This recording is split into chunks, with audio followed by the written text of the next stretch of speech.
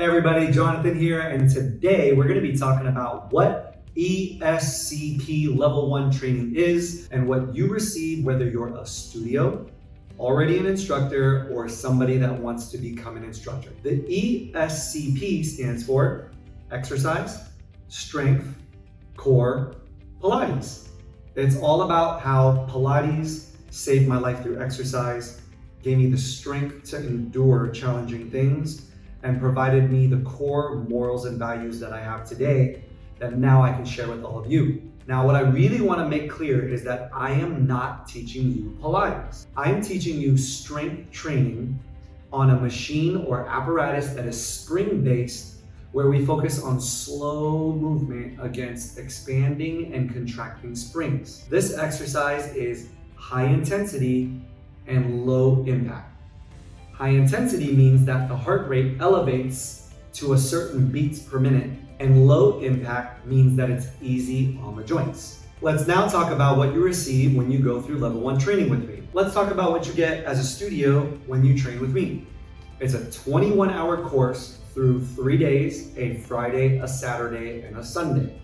Each day is 7 hours with a 15-minute break in the beginning half and a 15-minute break during the second half, with a 30 or 1 hour lunch break where you as a studio can provide lunch if wanted, or we all split up and we all get our lunch on our own. Note that if you were to purchase lunch for everybody, stay away from carbs because that will make everyone feel very groggy and tired after eating. The format of how I train everybody is that we go through different muscle groups one at a time. The first muscle group will be core and abdominal muscles.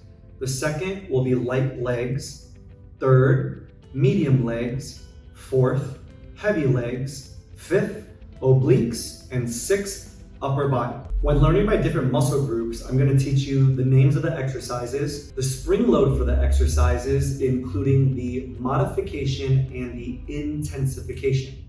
Modification means easier and intensification means harder. I'm going to teach you how to make it easier and harder by changing the springs or by moving your body in a different way on top of the machine. We're also going to be learning how to spot bad form and how to properly correct bad form, while also learning how to cue, use the timer, and really understand mind-body connection.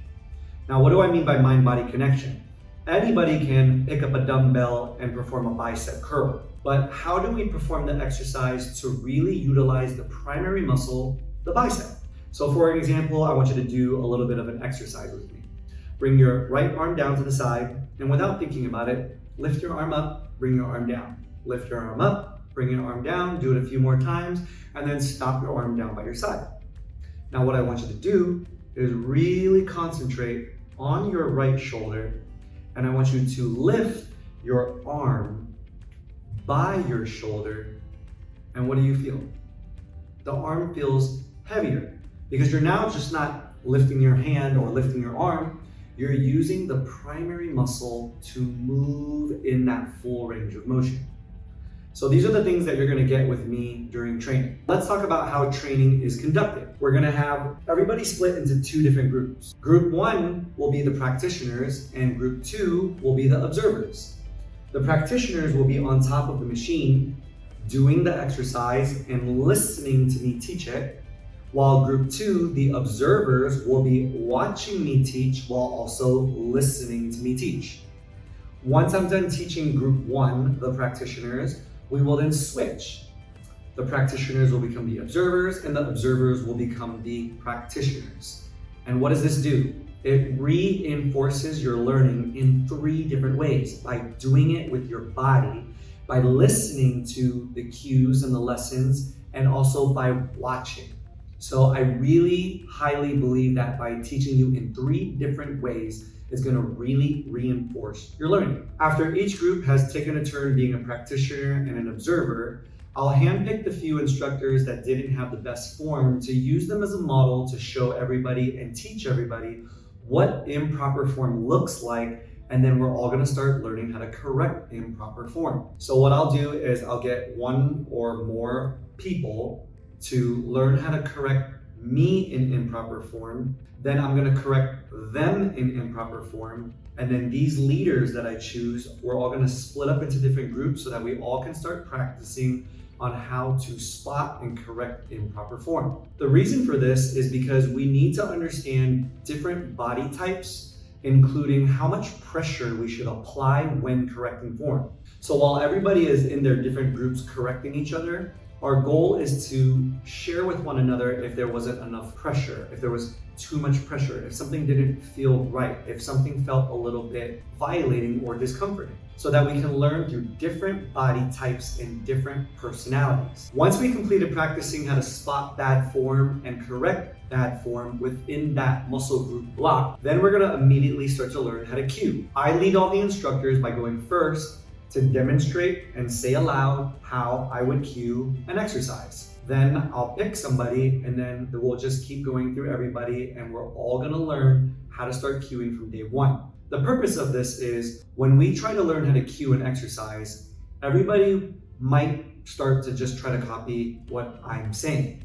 But what I'm gonna encourage everyone to do is to perform the exercise and say aloud what it is that they're doing, because there's more than one way to cue. By doing this, we're gonna all inspire one another by using different phrases, different words, just so that I can show you that there's not just one way to cue an exercise. After practicing cues, then what we're gonna do is we're gonna collectively as a group create a routine to teach everybody intention and purpose when making routines, to make sure that we're not on our hands for too long, not on our forearms for too long, and most importantly to me and my method is not having someone in the same bodily position for too long, because that can agitate or irritate certain parts of your body.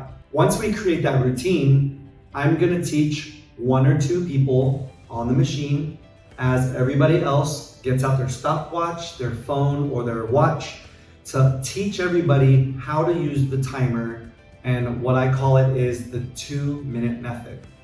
We go through each exercise for 1 minute in a full range of motion, and then 30 seconds, some sort of a challenge, such as a hold and a pulse, and then 30 seconds back to full range of motion. This 1 minute is enough time for the instructor to cue how to move in the exercise, to provide the modification and the intensification, how to make it easier or harder, while also giving words of encouragement, teaching people how to breathe, and just reminding people that they're allowed to take breaks, or how to modify and intensify in case they didn't hear it the first time. So to summarize, each muscle group block we will learn exercises, spring loads, modification, intensification, form correction, how to correct bad form, how to cue, how to use the timer, and then we repeat that over and over through the course of 3 days. Typically, we're able to finish reviewing and studying all the 40 foundational exercises in your paper manual so that the third day it can be a pop quiz. I'm going to be giving the instructors a routine and their job is to teach it. They're going to learn how to set up, execute, provide modifications and intensifications, and how to use the timer. After each training day, me and all the owners of the studio will get together for a little bit, around 15 minutes or so, to discuss the top performers, the people that we feel need a little bit more work, and the pace at which we're going in training. Sometimes we need to slow it down. Sometimes people are picking things up very quickly so that we can move a little bit faster, so that we can teach you the additional exercises on top of the 40 foundational exercises. Each participant will receive a certification for completing the 21 hours and learning with me through the ESCP Level 1 training. It is your studio that will choose who will be hired and who you choose to invest more time in if you would like them to eventually be a trainer.